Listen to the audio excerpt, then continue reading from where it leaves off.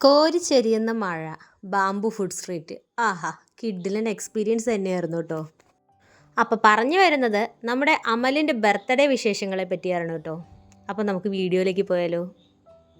കാര്യം ഉച്ചവരെ യാതൊരുവിധ പ്ലാനും ഇല്ലാതിരുന്ന ഒരു ബർത്ത്ഡേ ആയിരുന്നു കേട്ടോ അമലിൻ്റേത്. ഞങ്ങൾ പ്രത്യേകിച്ച് പ്ലാനിങ്ങോ കാര്യങ്ങളോ ഒന്നും ഉണ്ടായിരുന്നില്ല. അപ്പോൾ അമൽ തന്നെ പറഞ്ഞു, എന്നാൽ പിന്നെ നമുക്ക് ബാംബു ഫുഡ് സ്ട്രീറ്റിലേക്ക് പോകാം, അവിടെ ചെന്ന് നമുക്ക് ഫുഡൊക്കെ കഴിക്കാമെന്നൊക്കെ ഉള്ളൊരു പ്ലാനിങ്ങിൽ പോന്നു. അപ്പോൾ അഞ്ചു കരുതി, എന്നാൽ പിന്നെ കുറേ ചെറിയൊരു കേക്കൊക്കെ ആയി കഴിഞ്ഞാൽ അമലിനും ഒരു സന്തോഷമാണല്ലോ. അങ്ങനെ ഒരു സർപ്രൈസ് കേക്ക് പരിപാടി തന്നെയായിരുന്നു കേട്ടോ ഈ ഞങ്ങളിവിടെ സെറ്റ് ചെയ്തത്. അപ്പോൾ ഇത്രയും നല്ല പരിപാടി ഒരുക്കി തന്നത് നമ്മുടെ ബാംബു ഫുഡ് സ്ട്രീറ്റ് ആണ് കേട്ടോ. ഞങ്ങൾ വിളിച്ച് പറഞ്ഞതിനനുസരിച്ച് അവരെല്ലാ രീതിയിലും ഞങ്ങൾക്ക് വേണ്ടിയിട്ട് ഒരുപാട് രീതിയിൽ ഒരുക്കിയിട്ടുണ്ടായിരുന്നു കേട്ടോ. ഞങ്ങൾക്ക് മാത്രമായിട്ടുള്ളൊരു സ്പേസും അവർ തന്നു.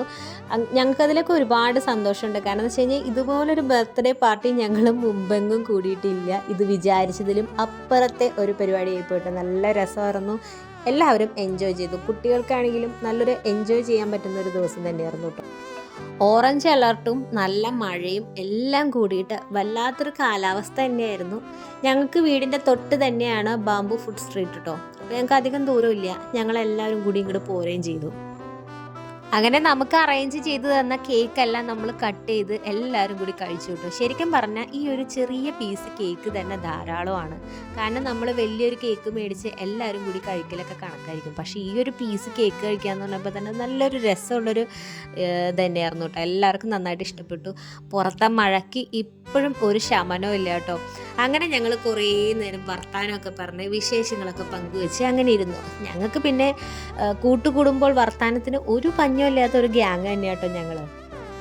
കൂടുമ്പോൾ ഇമ്പമുള്ളതാകണം കുടുംബം എന്ന് പറയുന്നത് പോലെ തന്നെ ഞങ്ങളുടെ ഫ്രണ്ട്ഷിപ്പ് ഗ്യാങ്ങിനും അത്തരത്തിലുള്ളൊരു ഇമ്പമുള്ളൊരു ഫാമിലി തന്നെയാണ് നമ്മൾ കേട്ടോ. എന്താണെന്ന് വെച്ച് കഴിഞ്ഞാൽ നമ്മളെല്ലാവരും കൂടുമ്പോൾ പരസ്പരം നമ്മുടെ ആ ഒരു സങ്കടങ്ങളും കാര്യങ്ങളും എല്ലാം മറന്ന് പിന്നെ എല്ലാവരും നല്ലൊരു കൂട്ട് തന്നെയാണ്. എല്ലാവർക്കും അങ്ങോട്ടും ഇങ്ങോട്ടും പരസ്പരം നന്നായിട്ട് അറിയാം.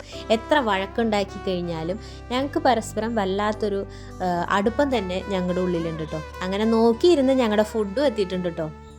പിന്നെ ഇവരുടെ ഒരു ഹോസ്പിറ്റാലിറ്റി എടുത്ത് പറയേണ്ട ഒരു കാര്യം തന്നെയായിരുന്നു. എന്താണെന്ന് വെച്ച് കഴിഞ്ഞാൽ ഇവർ നമ്മളെ ആ രീതിയിലാണ് ഇവിടെ ട്രീറ്റ് ചെയ്തിട്ടോ.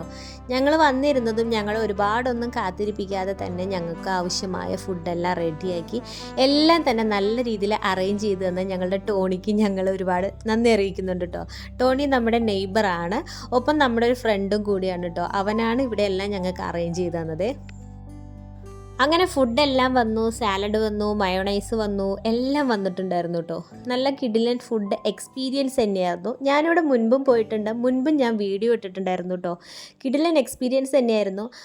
തുടങ്ങിയ ഇടയ്ക്കാണ് ഞാനും അഖില ചേച്ചിയും കൂടിയിട്ട് ഇവിടെ ഫുഡ് കഴിക്കാൻ വന്നത് കേട്ടോ. സത്യം പറയാലോ, അന്ന് തന്നെ ഞാൻ എല്ലാവരോടും പറഞ്ഞിട്ടുണ്ടായിരുന്നു നല്ല കിഡിലൻ എക്സ്പീരിയൻസ് തന്നെയാണ്, നല്ല ഫുഡായിരുന്നു, ആംബിയൻസ് കൊള്ളാം എന്നൊക്കെ പറഞ്ഞുകൊണ്ട് ഞാൻ പറഞ്ഞിട്ടുണ്ടായിരുന്നു. എന്തായാലും ഞങ്ങൾക്ക് അന്നും ഇഷ്ടപ്പെട്ടു, ഇന്നും അതിലേറെ ഇഷ്ടപ്പെട്ടു. പിന്നെ ഞങ്ങൾ ഷവായി ഓർഡർ ചെയ്തിട്ടുണ്ടായിരുന്നു കേട്ടോ. അപ്പോൾ അതും വന്നിട്ടുണ്ടേ.